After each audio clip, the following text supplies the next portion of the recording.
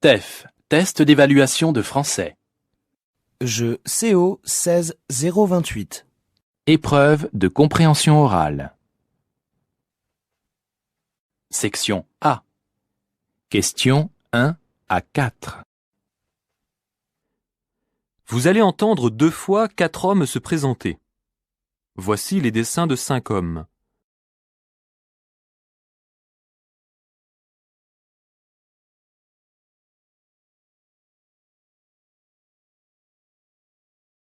Écoutez l'enregistrement et indiquez à quel dessin correspond chaque homme. Attention, il y a 5 dessins pour seulement 4 hommes mentionnés. Première écoute. Homme 1, Je m'appelle Denis. Je suis jardinier. Je suis grand, brun et j'ai 26 ans. homme 2. Je suis dentiste et je m'appelle Pierre.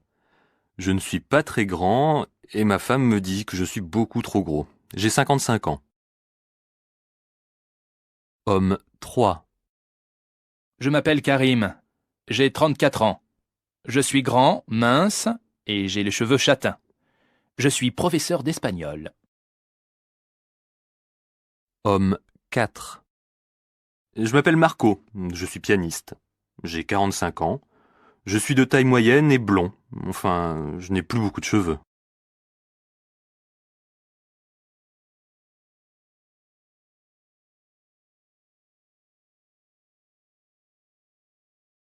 Deuxième écoute.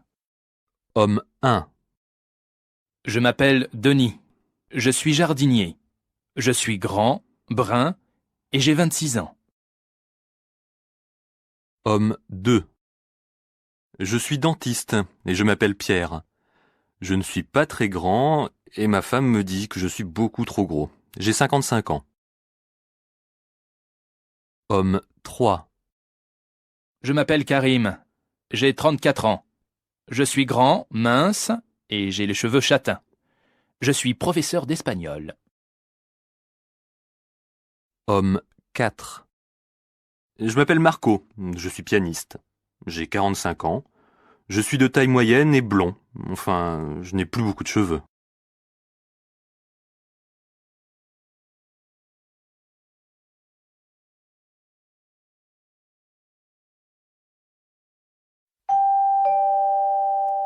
Tournez la page, s'il vous plaît. Questions 5 à 8. Vous allez entendre 2 fois un dialogue entre 2 personnes qui parlent de ce qu'elles ont fait pendant les vacances. Voici les dessins de 5 activités.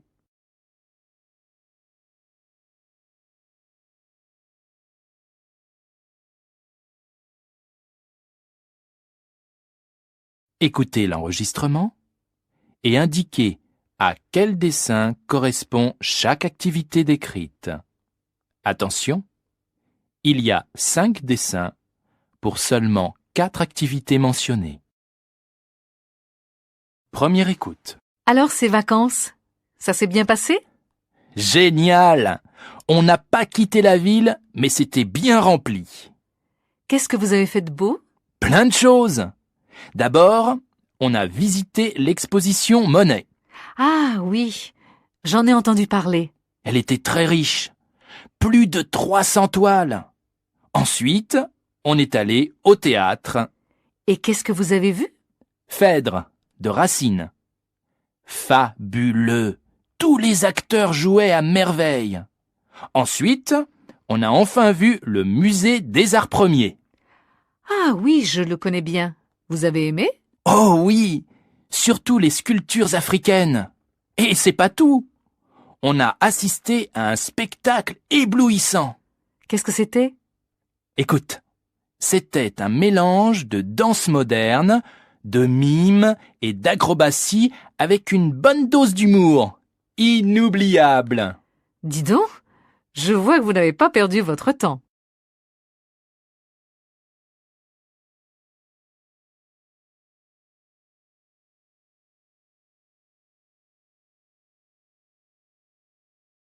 Deuxième écoute. Alors, ces vacances, ça s'est bien passé? Génial! On n'a pas quitté la ville, mais c'était bien rempli. Qu'est-ce que vous avez fait de beau? Plein de choses. D'abord, on a visité l'exposition Monet. Ah oui, j'en ai entendu parler. Elle était très riche. Plus de 300 toiles. Ensuite, on est allé au théâtre. Et qu'est-ce que vous avez vu? Phèdre, de Racine. Fabuleux! Tous les acteurs jouaient à merveille. Ensuite, on a enfin vu le musée des Arts Premiers. Ah oui, je le connais bien. Vous avez aimé? Oh oui! Surtout les sculptures africaines. Et c'est pas tout. On a assisté à un spectacle éblouissant. Qu'est-ce que c'était? Écoute, c'était un mélange de danse moderne, de mime et d'acrobatie avec une bonne dose d'humour. Inoubliable. Dis donc, je vois que vous n'avez pas perdu votre temps.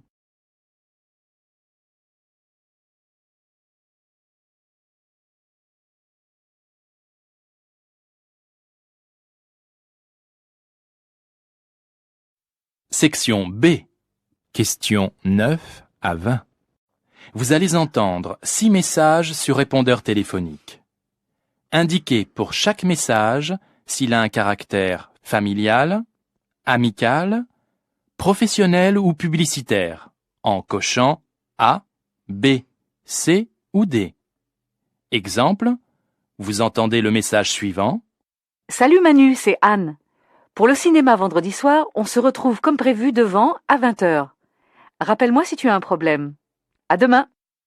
A, familial, B, amical, C, professionnel, D, publicitaire. Vous devez cocher B. Écoutez les messages et répondez aux questions. Message 1. Question 9. Jacques, bonsoir, c'est Anne. Bon, j'ai quelque chose à te demander. Tu sais que je dois déménager dans une semaine. Alors, si tu es libre, tu pourrais me donner un coup de main? Je te rappelle plus tard. Je t'embrasse.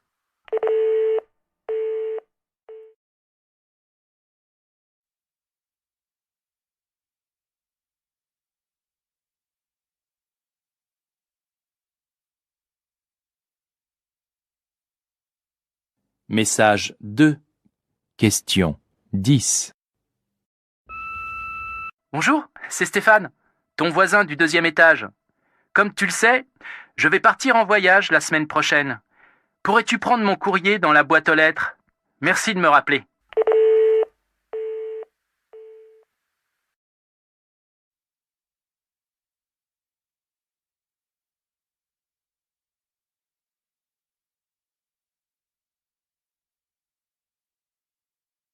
Message 3. Question 11. Bonjour monsieur, c'est la secrétaire de monsieur Durand. Je vous appelle à propos de la réunion de mardi dernier. J'ai bien reçu votre compte-rendu, mais il manque plusieurs pages, à savoir les 3 dernières. Pourriez-vous me les envoyer par fax ou par mail avant jeudi prochain? Merci beaucoup, au revoir.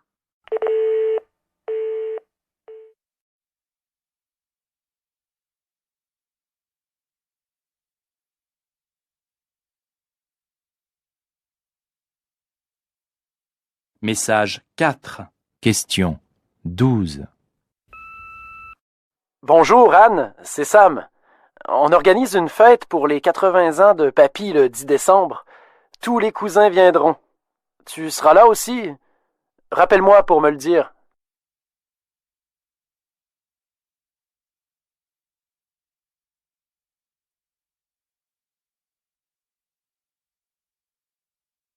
Message 5. Question 13. Bonsoir Véronique. Michel Dutheil à l'appareil. J'aurais souhaité savoir si vous pouviez faire la traduction du rapport sur le programme Erasmus pour demain, car nous aurons une réunion avec nos partenaires à 11h à l'ambassade. Merci de me rappeler dès que possible.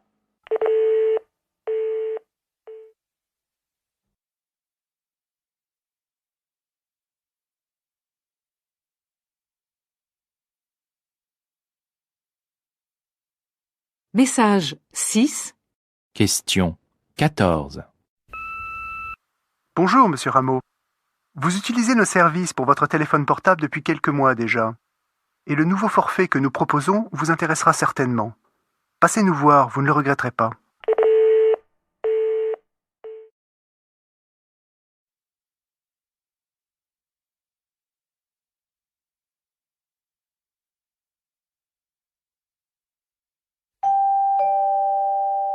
Tournez la page, s'il vous plaît. Vous allez entendre une deuxième fois chacun des 6 messages. Indiquez pourquoi la personne appelle. Exemple, vous entendez une deuxième fois le message suivant. Salut Manu, c'est Anne. Pour le cinéma vendredi soir, on se retrouve comme prévu devant à 20h. Rappelle-moi si tu as un problème. À demain. La personne appelle pour A. Refuser une invitation. B. Donner une adresse. C. Confirmer un rendez-vous. D. Féliciter. Vous devez cocher C. Maintenant, écoutez les messages et répondez aux questions. Message 1. Question 15. Jacques, bonsoir, c'est Anne. Bon, j'ai quelque chose à te demander. Tu sais que je dois déménager dans une semaine. Alors, si tu es libre, tu pourrais me donner un coup de main? Je te rappelle plus tard. Je t'embrasse.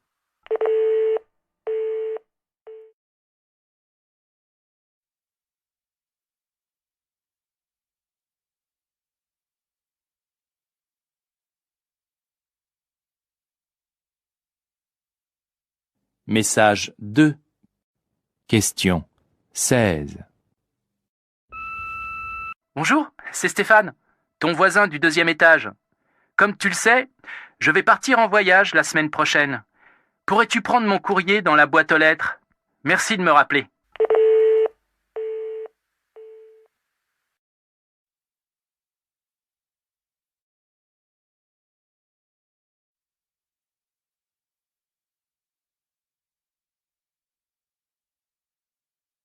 Message 3. Question 17. Bonjour monsieur, c'est la secrétaire de monsieur Durand. Je vous appelle à propos de la réunion de mardi dernier. J'ai bien reçu votre compte-rendu, mais il manque plusieurs pages, à savoir les 3 dernières. Pourriez-vous me les envoyer par fax ou par mail avant jeudi prochain? Merci beaucoup, au revoir.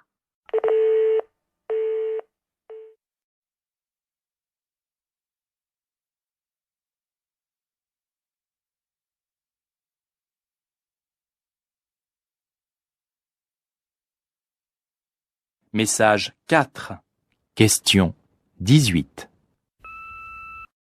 Bonjour Anne, c'est Sam. On organise une fête pour les 80 ans de Papy le 10 décembre. Tous les cousins viendront. Tu seras là aussi?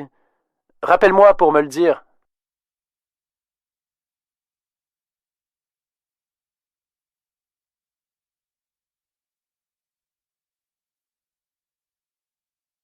Message 5. Question 19. Bonsoir Véronique. Michel Dutheil à l'appareil. J'aurais souhaité savoir si vous pouviez faire la traduction du rapport sur le programme Erasmus pour demain, car nous aurons une réunion avec nos partenaires à 11h à l'ambassade. Merci de me rappeler dès que possible.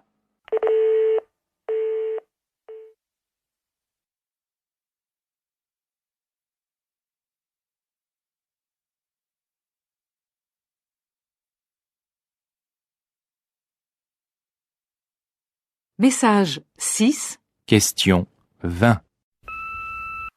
Bonjour, monsieur Rameau. Vous utilisez nos services pour votre téléphone portable depuis quelques mois déjà. Et le nouveau forfait que nous proposons vous intéressera certainement. Passez nous voir, vous ne le regretterez pas.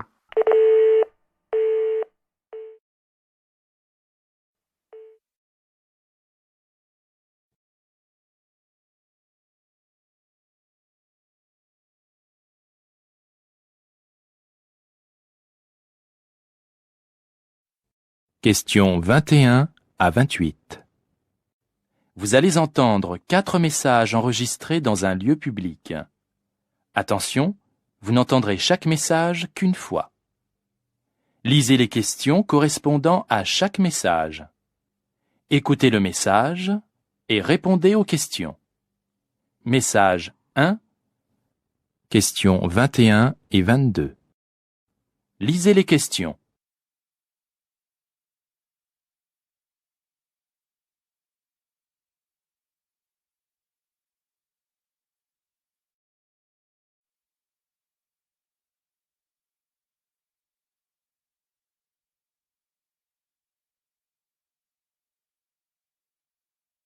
Écoutez le message.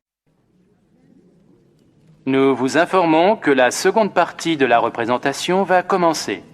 Nous vous prions de bien vouloir vous asseoir et de garder le silence pour l'entrée des comédiens sur scène.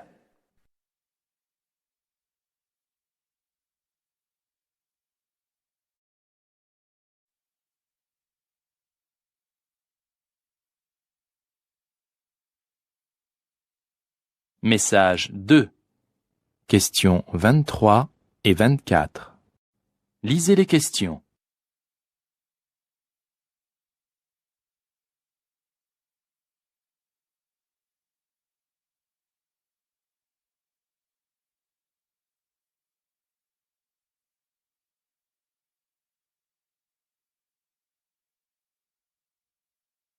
Écoutez le message. En raison d'un contrôle technique de dernière minute, la mise à quai du train Thalys à destination de Liège, départ initialement prévu à 7h52, se fera dans une vingtaine de minutes. Nous vous prions de bien vouloir nous excuser.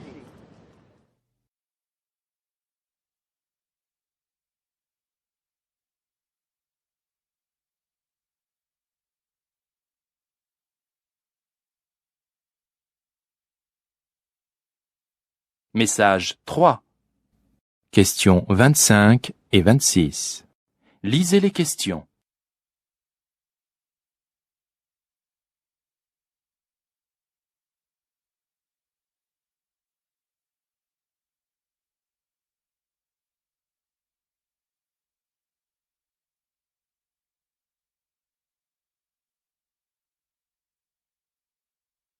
Écoutez le message.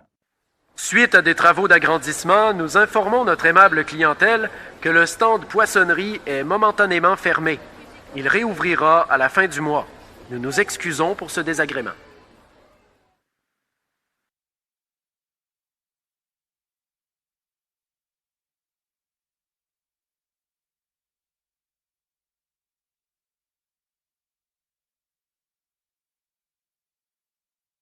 Message 4.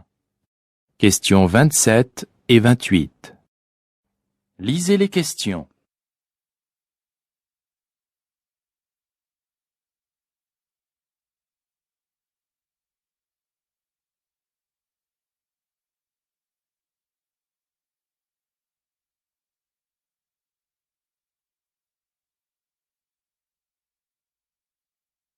Écoutez le message.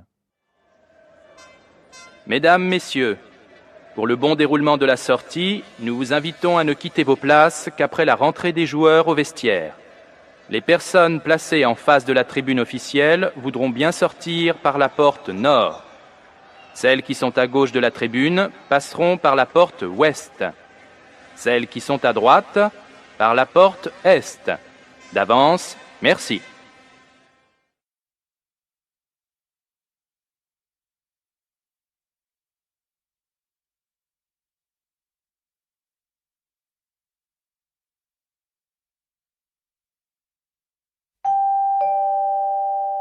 Tournez la page, s'il vous plaît.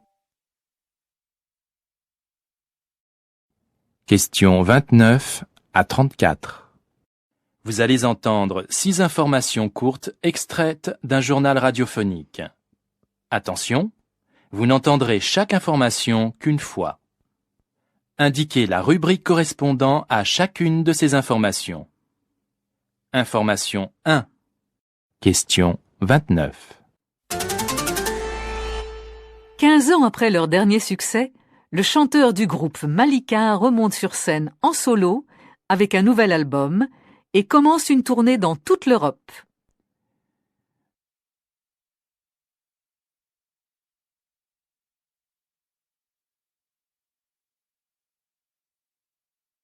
Information 2.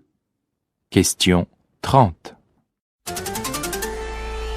Le président et le ministre des Affaires étrangères reçoivent aujourd'hui des représentants de l'Union européenne afin d'étudier avec eux un accord de désarmement.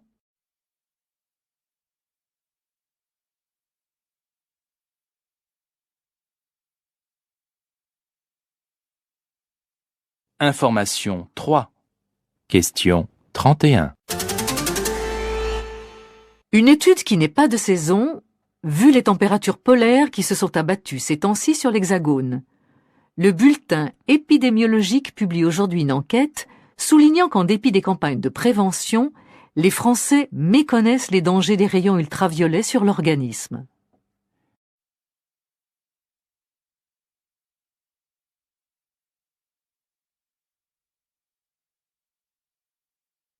Information 4.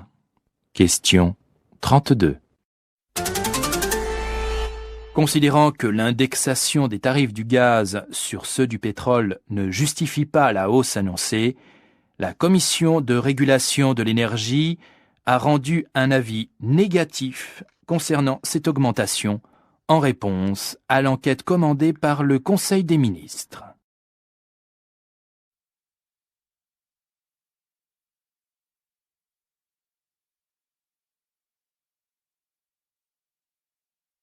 Information 5. Question 33. L'association Paris Rando Vélo organise tous les vendredis des randonnées à vélo. Le départ est à 22h de la mairie du 13e, avec le retour à minuit. Il est possible de louer des vélos sur place.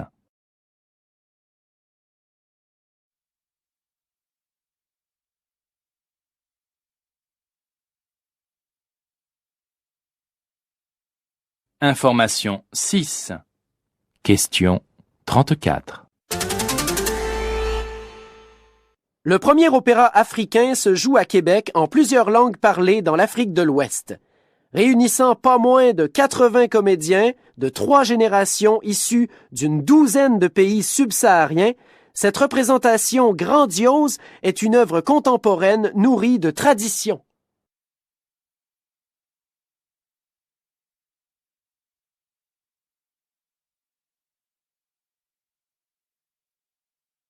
Section C. Questions 35 à 40.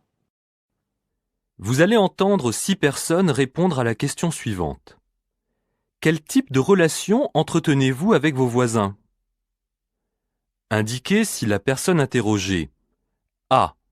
Entretient des relations plutôt proches et amicales. B. Entretient des relations superficielles et neutres. C. Entretient de très mauvaises relations. D. Souhaiterait entretenir des relations plus conviviales. Attention, vous n'entendrez chaque personne qu'une fois. Personne 1. Question 35. Vous savez, je les croise sur le palier ou dans l'ascenseur et je leur dis poliment bonjour, mais c'est tout. Ils ont l'air charmants, mais je les connais à peine.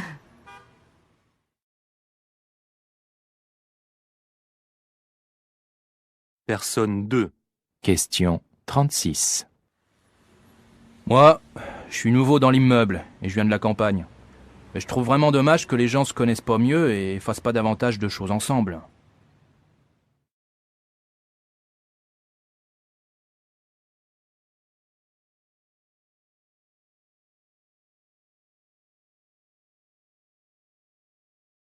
Personne 3. Question 37. Ne m'en parlez pas. Ils sont bruyants, ils reçoivent tout le temps des amis et ils font du bruit tard le soir, sans parler des odeurs de cuisine. Ils pourraient au moins prévenir, hein. Personne 4. Question 38. On s'entend très bien. Quand j'ai emménagé, je suis allé les voir pour me présenter et depuis, on se rend des petits services, comme par exemple arroser les plantes, donner à manger aux chats. Non, vraiment, on s'entend bien.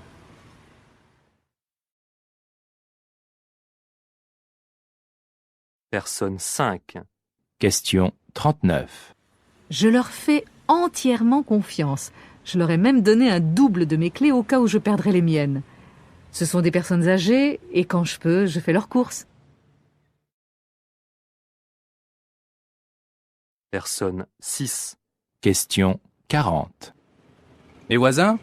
Je les connais pas. Vous savez, l'anonymat peut avoir des avantages, mais il présente aussi des inconvénients, c'est certain. Imaginez que vous ayez un problème, un grave problème.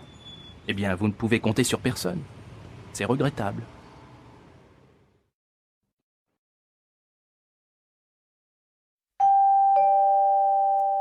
Tournez la page, s'il vous plaît. Questions 41 à 50. Vous allez entendre 2 fois 3 longs messages. Pour chaque message, lisez d'abord les questions. Écoutez une première fois l'enregistrement et commencez à répondre. Écoutez une deuxième fois les messages et complétez vos réponses. Message 1. Questions 41 à 43. Lisez les questions.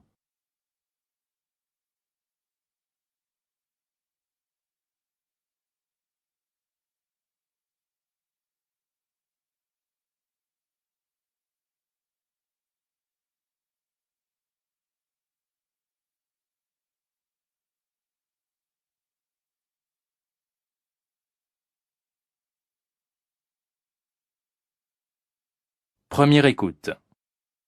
Laurence Brunelli, parlez-nous de votre métier de bibliothécaire. Je travaille dans cette bibliothèque depuis 1989. Je renseigne les lecteurs, je participe au choix des ouvrages, je ne rechigne pas à porter des objets lourds. J'ai toujours été passionnée par les livres. Ce qui me plaît, c'est informer les lecteurs, répondre à des questions pointues. C'est votre premier emploi? Non. Avant, j'ai travaillé à la bibliothèque administrative de l'Hôtel de Ville de Paris, pendant 15 ans. Le public était composé d'élus et de chercheurs, et il était plutôt élitiste. Je préfère la bibliothèque où je travaille maintenant. Et comment vous êtes arrivé là? Je suis entrée comme employée à la mairie de Paris il y a 22 ans, après avoir étudié l'anglais pendant 3 ans. Un peu plus tard, j'ai passé un concours pour devenir titulaire. J'ai été bibliothécaire adjointe, et maintenant je suis adjointe principale. Finalement, je n'ai pas besoin de parler anglais dans mon travail, et je trouve ça dommage.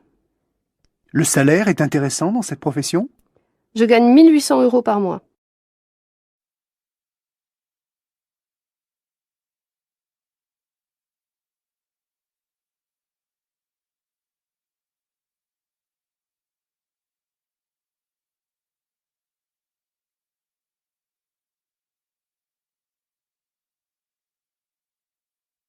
Deuxième écoute.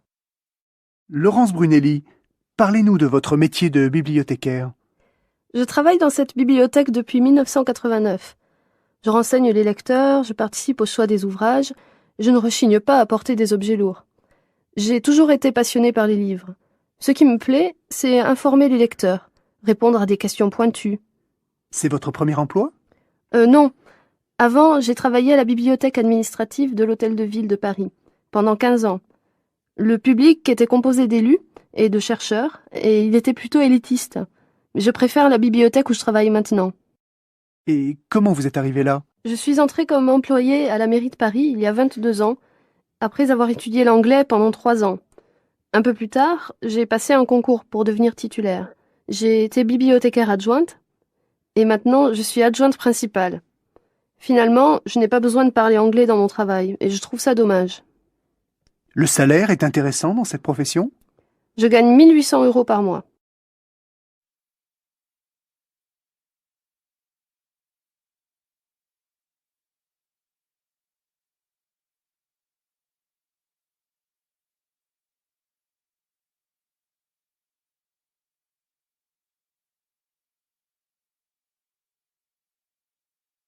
Message 2. Questions 44 à 46. Lisez les questions.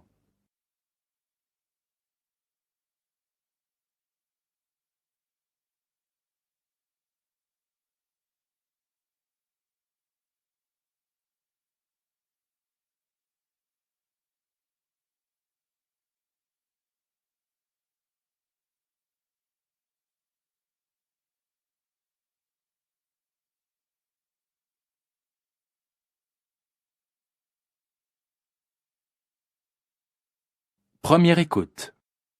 François Gréter, vous êtes architecte urbaniste, spécialisé dans la construction des tours gigantesques érigées dans les capitales du monde entier. Le débat sur l'avenir que représentent ces tours est très vif en ce moment.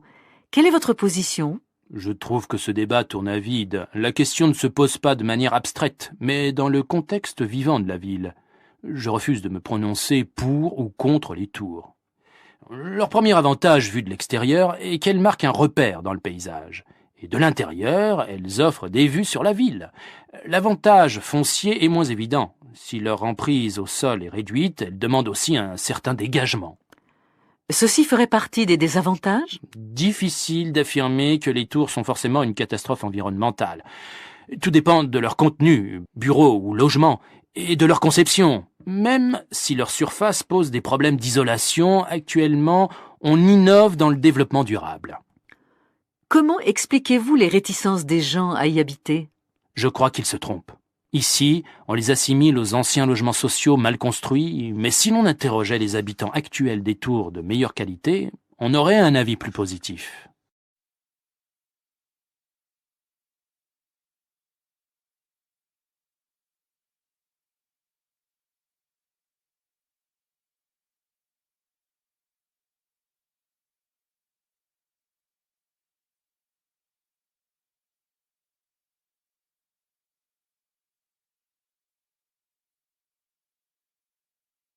Deuxième écoute. François Gréter, vous êtes architecte urbaniste, spécialisé dans la construction des tours gigantesques érigées dans les capitales du monde entier. Le débat sur l'avenir que représentent ces tours est très vif en ce moment. Quelle est votre position ? Je trouve que ce débat tourne à vide. La question ne se pose pas de manière abstraite, mais dans le contexte vivant de la ville. Je refuse de me prononcer pour ou contre les tours. Leur premier avantage vu de l'extérieur est qu'elles marquent un repère dans le paysage. Et de l'intérieur, elles offrent des vues sur la ville. L'avantage foncier est moins évident. Si leur emprise au sol est réduite, elles demandent aussi un certain dégagement. Ceci ferait partie des désavantages ? Difficile d'affirmer que les tours sont forcément une catastrophe environnementale. Tout dépend de leur contenu, bureau ou logement, et de leur conception. Même si leur surface pose des problèmes d'isolation, actuellement, on innove dans le développement durable. Comment expliquez-vous les réticences des gens à y habiter ? Je crois qu'ils se trompent. Ici, on les assimile aux anciens logements sociaux mal construits, mais si l'on interrogeait les habitants actuels des tours de meilleure qualité, on aurait un avis plus positif.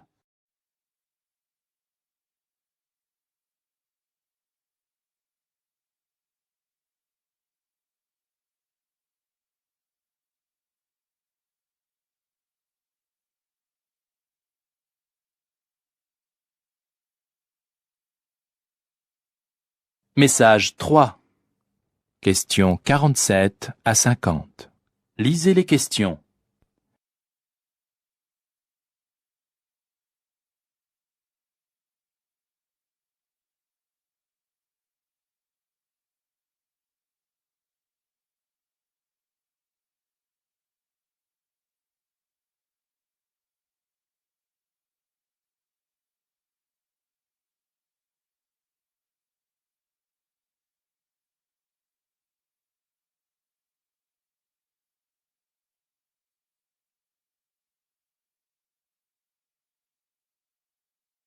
Première écoute. Bernard Ledoux, vous êtes chercheur au Crédoc, spécialiste de la consommation. Tout le monde constate actuellement une ruée vers les magasins pratiquant en permanence les prix bas, même dans les beaux quartiers. Cette tendance est-elle une conséquence de la hausse des prix ? D'une certaine manière, oui. La valse des étiquettes, la tension sur le pouvoir d'achat, la désorientation des consommateurs suite à l'euro ont profité à ces magasins. Mais je crois que cette explication est superficielle. En fait, ces enseignes répondent à une nouvelle demande. En l'occurrence, ils proposent des produits moins chers, de qualité basique, avec un service minimum mais fonctionnel. Ils décollent parce qu'ils ont lancé un nouveau circuit. On peut même ajouter qu'ils n'ont pas encore fait le plein des foyers de consommation, contrairement aux surfaces commerciales classiques. Certaines de ces enseignes quadrillent vraiment les grandes agglomérations. Ils ouvrent régulièrement de nouveaux espaces. Comment expliquez-vous cette explosion? Il est vrai qu'on remarque une véritable montée en flèche du phénomène dans les grands centres urbains. On estime aujourd'hui que plus d'une personne sur deux fréquente ce type de commerce et les consommateurs appartiennent, comme vous l'avez signalé, à toutes les catégories de population. Cette évolution est constante depuis 10 ans. Leur part de marché augmente en gros d'1 point chaque année et ils ne sont pas arrivés à saturation. Sonne-t-il alors le glas des supermarchés de proximité? Non, car ils fonctionnent comme circuits d'appoint. Les consommateurs, mieux informés, zappent entre leurs envies d'une marque précise et d'un prix plus juste. Mais il est certain que l'arrivée de ces pratiques commerciales a bouleversé le paysage de la grande distribution. Concrètement, les supermarchés se retrouvent face à une alternative. Soit ils tentent de les concurrencer sur le terrain des prix, en créant des marques très bon marché, mais cette stratégie semble risquée, soit ils affirment leur complémentarité en jouant sur la qualité, les services offerts ou l'étendue du choix. Mais la politique du bas prix n'est en aucun cas vouée à devenir le circuit dominant.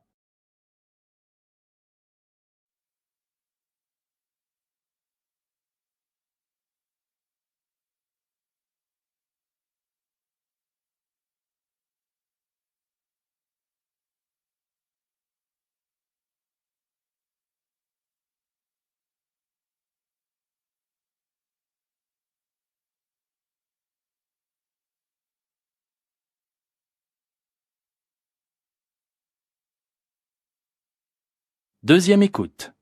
Bernard Ledoux, vous êtes chercheur au Crédoc, spécialiste de la consommation.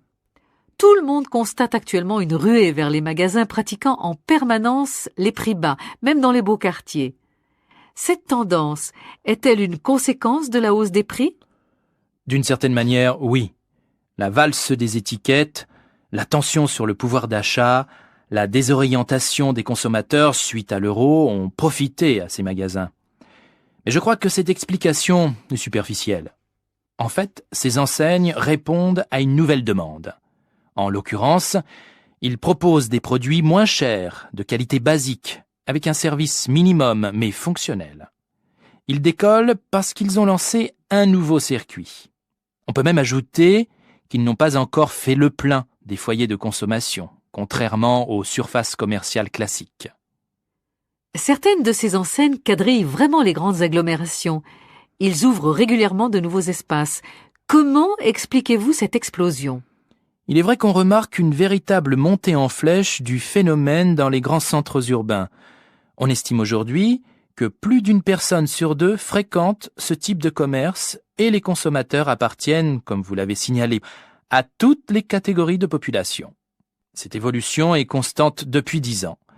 Leur part de marché augmente en gros d'1 point chaque année et ils ne sont pas arrivés à saturation. Sonne-t-il alors le glas des supermarchés de proximité? Non, car ils fonctionnent comme circuits d'appoint. Les consommateurs, mieux informés, zappent entre leurs envies d'une marque précise et d'un prix plus juste. Mais il est certain que l'arrivée de ces pratiques commerciales a bouleversé le paysage de la grande distribution. Concrètement, les supermarchés se retrouvent face à une alternative. Soit ils tentent de les concurrencer sur le terrain des prix, en créant des marques très bon marché, mais cette stratégie semble risquée, soit ils affirment leur complémentarité en jouant sur la qualité, les services offerts ou l'étendue du choix. Mais la politique du bas prix n'est en aucun cas vouée à devenir le circuit dominant.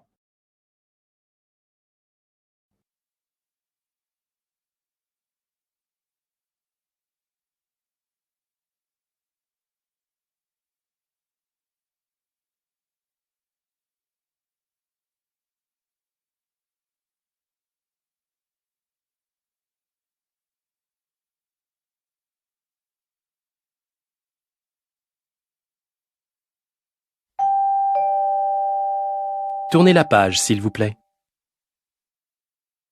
Section D, questions 51 à 60.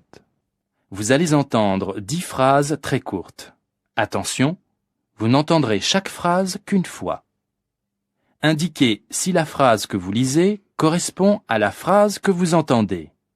Exemple, vous entendez, Il a bouché la bouteille. vous lisez, Il a bougé la bouteille. A. Oui. B.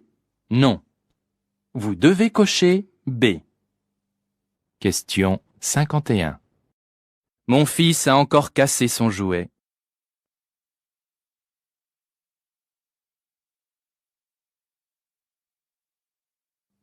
Question 52. Je crois qu'ils sont 3 enfants.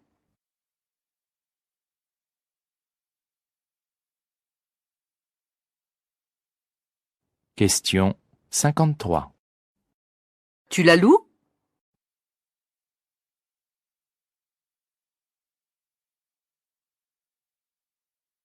Question 54. Enfin, elle était raisonnable.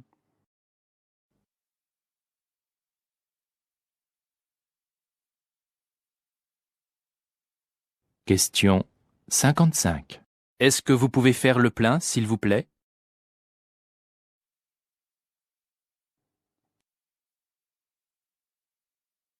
Question 56.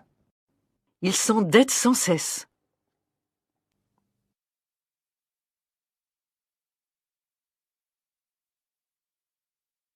Question 57. Il voudrait 2 cafés.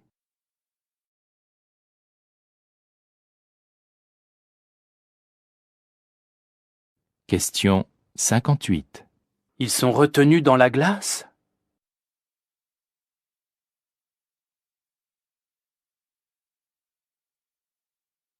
Question 59.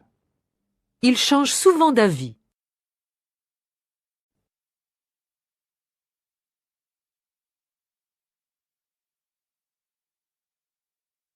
Question 60. Il faudra bien que tu l'achètes.